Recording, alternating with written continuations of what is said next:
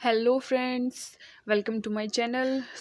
आज की इस वीडियो में हम क्या करेंगे, कुछ और इम्पोर्टेंट क्वेश्चन करेंगे जो आपके लिए शायद हेल्पफुल हो फॉर द गेट 2022। ठीक है, so let's start this video. एक क्वेश्चन है जिसके अंदर क्या है, if A and B are two Hermitian operator then which among the following is या आर हर्मिशियन। सो इस क्वेश्चन में पूछ रखा है कि बी ए और बी क्या है, हर्मिशियन ऑपरेटर है। तो ऑप्शन है, इन ऑप्शन में से बताना है कौन सा क्या है, हर्मिशियन ऑपरेटर होगा। तो हमें पता है कि भी हर्मिशियन ऑपरेटर कौन से होते हैं, जिनका डैगर क्या हो उनके खुद के इक्वल आ जाए। दैट इज अगर ए डैगर ए के इक्वल आ जाए तो ए क्या होगा, हर्मिशियन ऑपरेटर होगा। डैगर क्या होता है, डैगर होता है ट्रांसपोज प्लस कॉम्प्लेक्स कंजुगेट। तो अब हमें करना क्या है, एक एक जो ऑप्शंस दे रखे हैं उनको लेंगे और फिर देखेंगे उनका डैगर करके कि वो अगर उन्हीं के इक्वल आ रहा है तो इसका मतलब क्या, भाई हर्मिशियन है। सबसे पहले हम लिख लेते हैं कि ए और बी क्या है, हर्मिशियन है। इसका मतलब क्या है कि भी ए डैगर तो ए के इक्वल है and B dagger is equals to B. So first ले लेते हैं हम ए ऑप्शन को, चेक करते। ए ऑप्शन है A cap B cap C cap, तीन ऑपरेटर्स का प्रोडक्ट है। अगर हम इसका डैगर लें, oh it's A, sorry it's A आएगा यहाँ पे, ए सी नहीं, A cap B cap A cap, इसका हमें क्या लेना, डैगर लेना। तो अगर कोई भी दो या तीन ऑपरेटर किस में हो, प्रोडक्ट में हो, जैसे A cap B cap C cap है, इसका अगर हम डैगर लें तो क्या आएगा, ये हो जाएगा C cap dagger B cap dagger A cap dagger. ठीक है, तो ये क्या हो जाएगा, ये पीछे वाला आगे आ जाएगा, A cap dagger B cap dagger और फिर दोबारा से ए डैगर।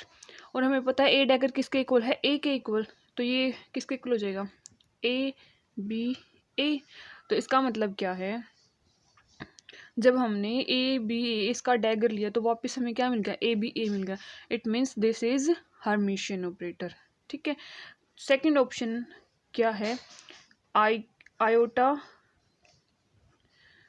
कम्यूटेटर ऑफ ए और बी। ठीक है, हमें पता है कि अगर हम किसी कम्यूटेटर का क्या लें, डैगर ले, तो वो क्या हो जाता है, वो होगा बी डैगर ए डैगर। ठीक है, तो अगर हम इस पूरी क्वांटिटी और जो आयोटा है उसका डैगर क्या होता है, कॉम्प्लेक्स क्वांटिटी है एक, इसका कंजुगेट लेंगे यानी कि आयोटा किस में कन्वर्ट हो जाएगा, माइनस आयोटा में। तो हम इस अगर पूरे का डैगर लेंगे तो आयोटा का डैगर तो क्या हो जाएगा, माइनस आयोटा, और इस कम्यूटेटर का डैगर क्या हो जाएगा, बी डैगर ए डैगर। ठीक है, और बी डैगर किसके इक्वल है, बी के, ए डैगर है ए के इक्वल, तो माइनस आयोटा बी ए। और हमें ये भी पता है कि ए और बी का कम्यूटेटर को हम बी ए की फॉर्म में कैसे लिख सकते हैं, ए और बी का कम्यूटेटर को हम लिख सकते हैं माइनस ऑफ बी ए। ठीक है, तो अगर हम इसको ए बी की फॉर्म में लिखें तो ये किसके इक्वल हो जाएगा, माइनस ऑफ बी हो जाएगा ए बी पे। तो ये आयोटा ए बी का कम्यूटेटर। इसका मतलब जब हमने इसका डैगर लिया तो हमें दोबारा से क्या मिल रहा है, सेम मिल रहा है। इट मीन्स ये भी क्या है, एक हर्मिशियन ऑपरेटर है। ठीक है, लास्ट में जो सी ऑप्शन को अगर हम चेक करें, सी ऑप्शन क्या है, one plus iota A cap B cap plus one minus iota B cap A cap, इसका हमें क्या लेना, डैगर। अब यहाँ पे दो ऑपरेटर किस में है, सम में है, तो डैगर क्या हो जाएगा, डिस्ट्रीब्यूट हो जाएगा दोनों पे अलग अलग। तो क्या हो जाएगा, वन प्लस आयोटा का डैगर और ए कैप बी कैप इसका dagger plus one minus iota का डैगर और बी कैप ए कैप का डैगर। ठीक है, अगर ये क्या अगेन कॉम्प्लेक्स क्वांटिटी है तो इसमें तो सिर्फ आयोटा को किससे रिप्लेस कर देंगे, माइनस आयोटा से। तो इसका डैगर क्या हो जाएगा, वन माइनस आयोटा, और ये क्या हो जाएगा, अगर ए बी का डैगर है तो पहले की क्या आएगा, बी का डैगर, फिर आएगा ए का डैगर, ये रिवर्स हो जाएगा। बी अगर ए पहले है तो अब डैगर करने के बाद बी पहले आ जाएगा, प्लस ये अगेन फिर क्या है, कॉम्प्लेक्स नंबर है तो यहाँ पे आयोटा को चेंज कर देंगे तो ये हो जाएगा वन प्लस आयोटा, और यहाँ पे हो जाएगा ए डैगर बी डैगर, और बी डैगर बी के इक्वल है, ए डैगर ए के इक्वल है, तो इनको भी रिप्लेस कर देंगे अगेन। तो ये 1 minus iota B A plus 1 plus iota A B, और इसको हम दोबारा से आगे पीछे भी लिख सकते हैं ना इन दोनों ऑपरेटर्स को, क्योंकि इनके बीच में क्या सम, अगर ये प्रोडक्ट में हो तो आगे पीछे नहीं लिख सकते, लेकिन अगर सम है तो लिख सकते हैं इनको। ये क्या होगा 1 plus iota A cap B cap plus 1 minus iota B cap A cap. So अगर हम इस पूरी का डैगर ले तो अगेन हमें यही मिल रही है, पूरी की पूरी सेम है, तो इसका मतलब ये भी क्या एक हर्मिशियन ऑपरेटर है। तो हमारा ऑप्शन डी क्या हो जाएगा, करेक्ट ऑप्शन हो जाएगा ऑल, क्योंकि सारे के सारे ऑपरेटर क्या है, हर्मिशियन ऑपरेटर हैं ये। नेक्स्ट क्वेश्चन है जिसके अंदर क्या पूछ रखा है, the value of uncertainty in radial distance delta R for the 2p state of hydrogen atom is. Uncertainty निकालनी है किसमें, डेल्टा आर में। तो किसी की भी अगर हमें अनसर्टेनिटी निकालनी है तो उसका फॉर्मूला होता है under the root expectation value of are square minus expectation value of are का स्क्वायर। सो अब हमें क्या करना है, दो चीज़ निकालनी है, एक तो expectation value of are square क्या होगी, और दूसरी बतानी है एक्सपेक्टेशन वैल्यू ऑफ आर क्या होगी। ठीक है, तो जो हाइड्रोजन एटम के लिए मतलब अगर किसी कोई स्टेट है एन और एल, इस स्टेट के लिए hydrogen for the NL state of hydrogen atom, expectation value of are square का एक डायरेक्ट फॉर्मूला होता है, उसको याद रख लेंगे। वो क्या होता है, एन स्क्वायर डिवाइड बाई में 2 into 5n square plus 1 minus 3l into l plus 1 ए नोट का स्क्वायर। ठीक है, ए नोट क्या, यहाँ पे बोहर रेडियस। ठीक है, उसके और एक्सपेक्टेशन वैल्यू ऑफ आर का क्या फॉर्मूला होता है, उसका होता है A naught divide by 2 3n square minus l into l plus 1। अब इसने कौन सी स्टेट के लिए पूछ रखा है, 2p स्टेट के लिए। ठीक है, फॉर 2p n की वैल्यू तो कितनी होगी 2, और p के लिए s p d f, l की वैल्यू क्या होती है 0 1 2 3, p की l की वैल्यू होती है 1। तो for 2p state l is equals to 1 and n is equals to 2। So put this value in this two equations. So expectation value of are square is equals to 2 का square divide by 2 5 into 2 का square plus 1 minus 3 1 into 1 plus 1 ए note का square. तो जो यहाँ से हमारी expectation value आई है are square की, वो कितनी आई है 30 ए नोट स्क्वायर, और एक्सपेक्टेशन वैल्यू ऑफ आर क्या हो जाएगी 2 sorry this is a A naught, so A naught divide by 2 into 3 2 का स्क्वायर माइनस 1 इंटू 1 प्लस 1, तो यहाँ से कितनी आई 5 ए नोट। सो अब जो अनसर्टेनिटी है डेल्टा आर वो किसके इक्वल हो जाएगी, under the root expectation value of are का square minus expectation value of R फिर इस पूरे का स्क्वायर। ठीक है, तो कितना हो जाएगा 30 ए नोट का स्क्वायर, इसका स्क्वायर करेंगे तो कितना हो गया 25 ए नोट स्क्वायर, ये किसके इक्वल आ गया under the root 5 a naught square, या फिर हम इसको क्या लिख सकते हैं root 5 a naught. So option B is the correct option. Next question है, two particles of masses m1 and m2 are placed along a straight line. They move due to their gravitational force. If x1 and x2 be the coordinate of the particle, then Lagrangian of the system is। ठीक है, दो particle हैं, एक straight line के लोग क्या कर रहे हैं, मूव कर रहे हैं, m1 है एक और एक m2 है, और साथ में इनकी पोजीशन दे रखी है x1 और x2, ये मूव कर रहे हैं इनके ग्रेविटेशन फोर्स की वजह से, इन दोनों के बीच में जो लग रहा है। हमें क्या बताना है, इसके लिए लैग्रेंजियन लिखना है। तो हमें पता जनरली लैग्रेंजियन क्या होता है, लैग्रेंजियन होता है kinetic energy minus potential energy. तो हमें इस सिस्टम के लिए क्या लिखना है, काइनेटिक एनर्जी लिखनी है और पोटेंशियल एनर्जी लिखनी है। तो काइनेटिक एनर्जी क्या हो जाएगी इस फर्स्ट पार्टिकल के लिए, m1 के लिए क्या हो जाएगी काइनेटिक एनर्जी, हाफ मास है m1 x1 डॉट स्क्वायर, और सेकंड के लिए क्या हो जाएगी हाफ m2 x2 डॉट्स के, ये पूरे सिस्टम के लिए आ गई क्या kinetic energy, half m1 x1 dots के plus half m2 x2 dots के। अब क्या बतानी है हमें पोटेंशियल एनर्जी, ठीक है। तो पोटेंशियल एनर्जी बतानी है इन दो पार्टिकल्स के बीच में। तो क्या डायरेक्ट पोटेंशियल एनर्जी का क्या फॉर्मूला होता है, अगर ग्रेविटेशन फोर्स लग रहा है तो पोटेंशियल एनर्जी हमारी क्या हो जाएगी,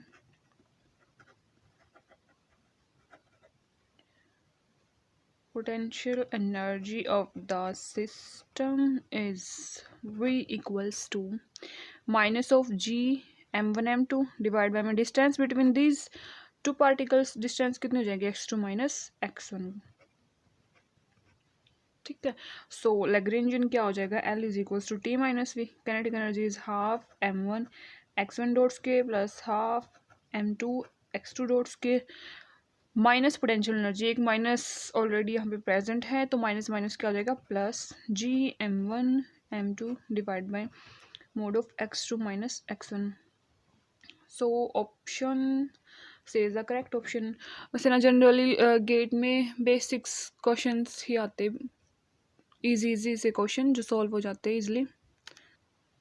this is the next question, इसके अंदर क्या है, relativistic particle of mass m and charge E moves with speed v in electromagnetic potential A and phi, which of the following statement is correct, ठीक है। तो हमें बताना है कि इसका लैग्रेंजियन क्या होगा या फिर हम उसका हैमिल्टोनियन देख लेते हैं कि अगर कोई रिलेटिविस्टिक पार्टिकल जिसका मास m है और वो मूव कर रहा है किसी इलेक्ट्रोमैग्नेटिक पोटेंशियल में, जिसका स्केलर पोटेंशियल तो क्या है फाई और वेक्टर पोटेंशियल दे रखा हमें a, ठीक है। तो हमें पता है कि कोई भी अगर फ्री रिलेटिविस्टिक पार्टिकल है, फ्री का मतलब क्या होगा, उसकी पोटेंशियल एनर्जी क्या है जीरो, तो उसके लिए जो लैग्रेंजियन है वो क्या होता है, अगर कोई फ्री पार्टिकल तो उसके लिए पोटेंशियल एनर्जी क्या होती है zero for a free relativistic particle.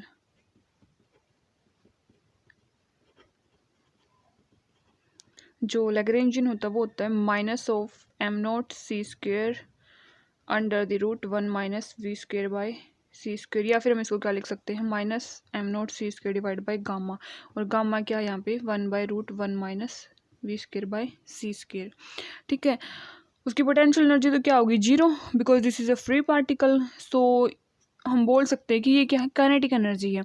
अगर हम अभी बात करें कि भी इलेक्ट्रोमैग्नेटिक पोटेंशियल के अंदर फील्ड के अंदर क्या कर रहा है, वो मूव कर रहा है पार्टिकल, कोई भी चार्ज पार्टिकल, तो पोटेंशियल क्या होएगा उसका, सो जो पोटेंशियल हो जाएगा ई phi minus E A vector dot P vector, ठीक है। फाई क्या है यहाँ पे स्केलर पोटेंशियल और ए क्या है यहाँ पे वेक्टर पोटेंशियल। सो लैग्रेंजियन क्या हो जाएगा उस पार्टिकल का, चार्ज पार्टिकल का जो मूव कर रहा है किसमें EM पोटेंशियल के अंदर, वो हो जाएगा minus M naught C square under the root 1 minus V square by C square, minus में जो पोटेंशियल एनर्जी है वो देखिए आ जाएगा minus E phi plus E A vector dot V vector, ठीक है। अगर हम देखें तो इसका लैग्रेंजियन दे रखा है, ये तो नहीं होगा क्योंकि यहाँ पे क्या है सिर्फ स्केलर पोटेंशियल के साथ उसकी पोटेंशियल एनर्जी की टर्म्स दे रखी है, वेक्टर वाली नहीं दे रखी, मतलब वेक्टर पोटेंशियल के साथ जो आएगी ना वो नहीं दे रखी। सो ये ऑप्शन तो गलत हो जाएगा। उसके बाद अगर हम क्योंकि हमें लैग्रेंजियन गिवन तो हम कैनोनिकल मोमेंटम निकाल सकते हैं इसकी हेल्प से। कैसे, कैनोनिकल मोमेंटम किसके इक्वल होगा, P इज इक्वल्स टू करली L बाय करली V, ठीक है। तो अगर हम यहाँ से मोमेंटम निकालें तो किसके इक्वल हो जाएगा minus of M naught C square, इसका क्या करना है हमें डिफ्रेंशिएशन करना है, तो ये क्या हो जाएगा किसी भी अगर हम रूट वाली क्वांटिटी का डिफ्रेंशिएशन करेंगे तो वो क्या हो जाएगा 1/2 root 1 minus V square divide by C square. अब रूट के अंदर का डिफ्रेंशिएशन यानी कि minus V square by C square का, तो ये कितना हो जाएगा minus of 2v divide by C square, 2 से 2 और साथ में क्या है प्लस में ई ए वेक्टर, इसका क्या हो जाएगा 1, 2 से 2 कैंसिल होगा सी स्क्वेयर से सी स्क्वेयर, तो जो हमारा मोमेंटम है पी वेक्टर वो किसके इक्वल आ गया माइनस माइनस क्या होगा plus M naught V divide by under the root 1 minus V square by C square plus E A vector, ठीक है। सो इसमें कोई ऑप्शन ऐसा है नहीं है। कैनोनिकल मोमेंटम इसमें भी डिफरेंट है, इसमें भी डिफरेंट है। सो ये तीनों के तीनों ऑप्शन क्या हो गए, डिस्कार्ड हो गए। लैग्रेंजियन भी इससे मैच नहीं कर रहा, कैनोनिकल मोमेंटम इन दोनों से मैच नहीं कर रहा। सो ऑप्शन बी रह गया। So option B is the right option. So ये नेक्स्ट क्वेश्चन है, question number 9। The minimum distance of approach of a planet orbiting around sun in elliptical orbit is 2a by 3 where a is the semi major axis, the angular momentum of the planet is। ठीक है, कोई planet है m जो move कर रहा है सन के around, किस में, इलिप्टिकल ऑर्बिट में। ठीक है, कोई प्लैनेट है जिसका मास m है, मूव कर रहा है सन के अराउंड। सन कोई इस इलिप्स के एक फोकाई पे प्रेजेंट होगा। ठीक है, तो हमें बताना है कि इसका एंगुलर मोमेंटम क्या होगा। अगर कोई भी पार्टिकल या फिर क्या बोले हम प्लैनेट है, अगर इलिप्टिकल ऑर्बिट में मूव कर रहा है तो उसके लिए जो एंगुलर मोमेंटम का फॉर्मूला है वो क्या हो जाएगा,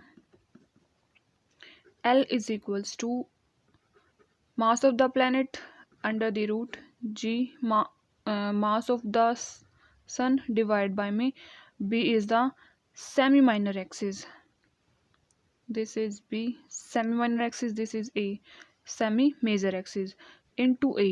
सो ये फॉर्मूला है किसका, एंगुलर मोमेंटम का। अब हमें किस में चाहिए, सिर्फ सेमी मेजर एक्सिस में चाहिए, ए में चाहिए हमें एंगुलर मोमेंटम। तो हमें किसकी वैल्यू निकालनी पड़ेगी, बी की वैल्यू, सेमी माइनर एक्सिस की।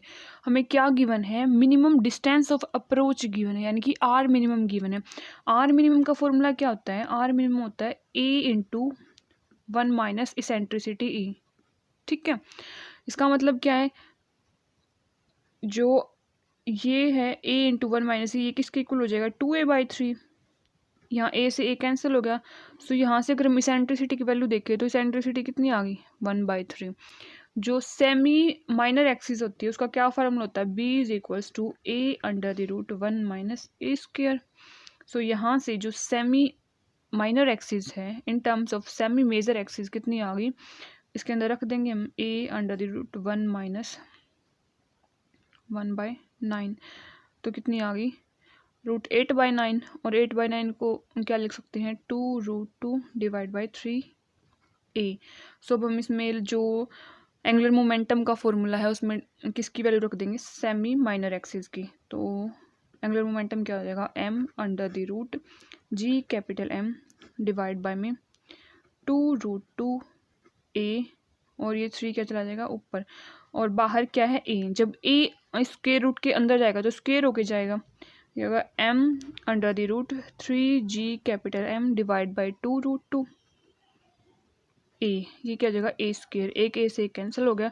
तो जो हमारा एंगुलर मोमेंटम है वो क्या आ गया, इस m को भी अगर इस स्क्वायर रूट के अंदर लेके जाए तो m स्क्वायर हो जाएगा, 3g capital M square divide by 2√2 इसकी power 1/2। So which option is the correct option, let we check, this is not, option B is the right option. ठीक है, सो एक ही हमारा क्या है नेक्स्ट क्वेश्चन है, इसको भी देखते हैं। इसमें क्या गिवन है, the electric field at a distance of 1 centimetre from a long wire near its middle is 9 × 10⁻6 volt per metre.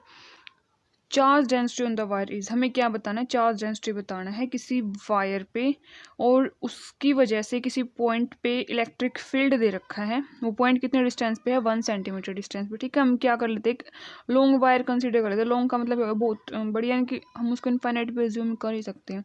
This is a long wire, और इसके मिडल से 1 सेंटीमीटर डिस्टेंस पे कोई पॉइंट पी है, कोई पॉइंट पी कंसीडर कर लेते हैं कि कोई पॉइंट पी है जो कितने डिस्टेंस पे है, 1 सेंटीमीटर पे। तो इस पे है ना इलेक्ट्रिक फील्ड की वैल्यू गिवन है, हमें पता है ड्यू टू लॉन्ग वायर जो इलेक्ट्रिक फील्ड है किसी पॉइंट पे वो क्या होता है,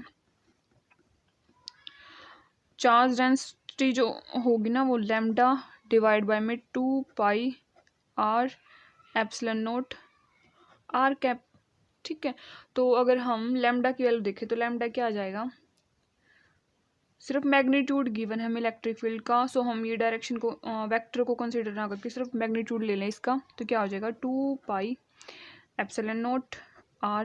आर डिस्टेंस कितनी है, 1 सेंटीमीटर। ठीक है, तो हम इसको मीटर में कन्वर्ट कर लेंगे ऐसा यूनिट में। तो ये कितना हो जाएगा, 2 × 3.14 into 8 epsilon permittivity of the free space की वैल्यू क्या होती है 8.85 इंटू 10⁻⁻12 और आर क्या था 1 सेंटीमीटर या फिर हम इसको क्या लिख सकते हैं 10⁻⁻2 मीटर मल्टीप्लाई में 10 यहाँ पे कितना 10⁻12 तो 10⁻⁻2 इंटू इलेक्ट्रिक फील्ड कितना दे रखा है 9 इंटू 10⁻6 तो यहाँ से जो हमारी चार्ज डेंसिटी है लैम्डा वो किसके इक्वल हो जाएगी अगर ये सारी कैलकुलेशन सॉल्व करती हो जाएगी 500.20 इंटू 10⁻⁻8 कूलम पर मीटर। ठीक है, या फिर हम इसको किस में लिख सकते हैं माइक्रो कूलम में 10⁻⁻6 इंटू 10⁻2 तो ये 2 जीरो मतलब कैंसिल हो जाएगी। इसको क्या लिख सकते हैं 5 इंटू 10⁻6 कूलम पर मीटर या फिर माइक्रो कूलम में 5 micro coulomb per metre. So this is the charge density on the wire. ठीक है, ये नेक्स्ट क्वेश्चन है क्वेश्चन नंबर 11। इसके अंदर क्या है electric dipole moment of a charge configuration shown in the figure with respect to origin is. इसमें क्या दे रखा है हमें चार्जेस दे रखे 3 चार्जेस प्लस क्यू और माइनस क्यू। ठीक है, तो हमें ओरिजिन के रिस्पेक्ट में क्या बताना है डाइपोल मोमेंट क्या होगा इस चार्ज कॉन्फ़िगरेशन का। ठीक है, तो अगर हमें ऐसे चार्जेस गिवन है तो डाइपोल मोमेंट क्या हो जाएगा डाइपोल मोमेंट हो जाएगा summation Q I R I vector मतलब जो चार्ज मल्टीप्लाई बाय में distance of the charge with respect to that point which we have to calculate dipole moment. जिस पॉइंट के रिस्पेक्ट में हमें डाइपोल मोमेंट निकालना है तो वहाँ से उस चार्ज की क्या ले लेंगे डिस्टेंस आर आई क्या उसकी डिस्टेंस है। तो चार्ज कितना है जैसे अगर माइनस क्यू आई की बात करें तो चार्ज माइनस क्यू इंटू जो आर वेक्टर है ये क्या हो जाएगा कौन सी डायरेक्शन में ये वाई एक्सिस है तो ये ओरिजिन मान लिया हमने ओ ये ओरिजिन है तो इसके बीच में कितनी डिस्टेंस हो जाएगी A minus of minus A G cap इसको लिख सकते हैं माइनस ए जी कैप। ठीक है, ओरिजिन के रिस्पेक्ट में इस चार्ज का जो पोजीशन वेक्टर है वो क्या हो जाएगा minus A G cap plus अगर क्यू की बात करें क्यू चार्ज है तो इसका कितना हो जाएगा क्यू ए जे कैप और अगर थर्ड जो चार्ज है जो जेड एक्सिस पे गिवन है तो इसके लिए क्या हो जाएगा plus Q A K cap. सो क्या हो जाएगा Q A G cap plus Q A J cap plus Q A K cap. तो ये क्या हो गया 2a J cap plus 2qa J cap plus qa K cap. So G और K cap की जगह पे हम इसको क्या लिख सकते हैं वाई और जेड कैप डायरेक्शन से भी डिनोट कर सकते हैं। तो ये क्या हो जाएगा 2a वाई कैप जे को हम वाई कैप से भी डिनोट कर सकते हैं plus qa Z cap. So option C is the correct option. क्या इसमें डाइपोल मूवमेंट अगर हमें बहुत सारे चार्जेस गिवन है उसकी वजह से किसी पॉइंट पे निकालना तो डायरेक्ट फॉर्मूला क्या हो जाएगा क्यू आई आर आई सभी की वजह से जो होगा ना डाइपोल मूवमेंट उसका सम हो जाएगा। सो नेक्स्ट क्वेश्चन है हमारा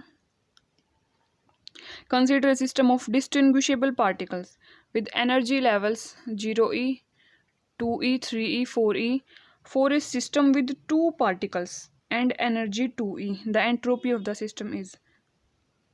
अलग अलग एनर्जी लेवल्स है 0e 2e 3e 4e और जो हमारा सिस्टम है उसके पास कितने पार्टिकल हैं सिर्फ 2 पार्टिकल्स हैं और उस सिस्टम की टोटल एनर्जी कितनी है टोटल एनर्जी है सिस्टम की टोटल एनर्जी है वो है 2e।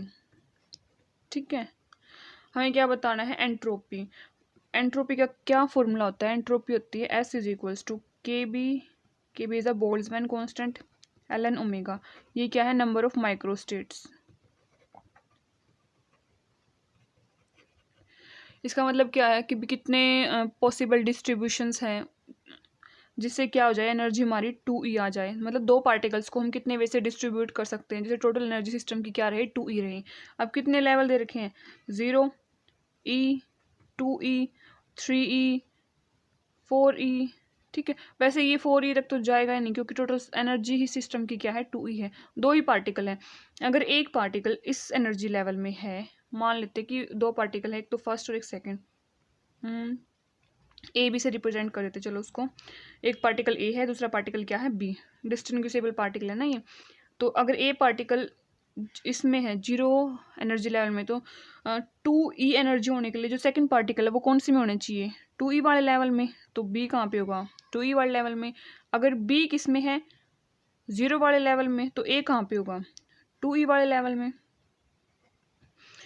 और एक अनदर केस क्या हो सकता है, अगर ए पार्टिकल कहाँ पे हो ई वाले एनर्जी लेवल में, तो सेकंड पार्टिकल बी कहाँ पे होगा, क्योंकि टोटल सिस्टम की एनर्जी कितनी है 2e, ए के पास कितनी एनर्जी है ई, तो बी के पास भी कितनी बचेगी ई बचेगी, तो वो भी इसी लेवल में होगा।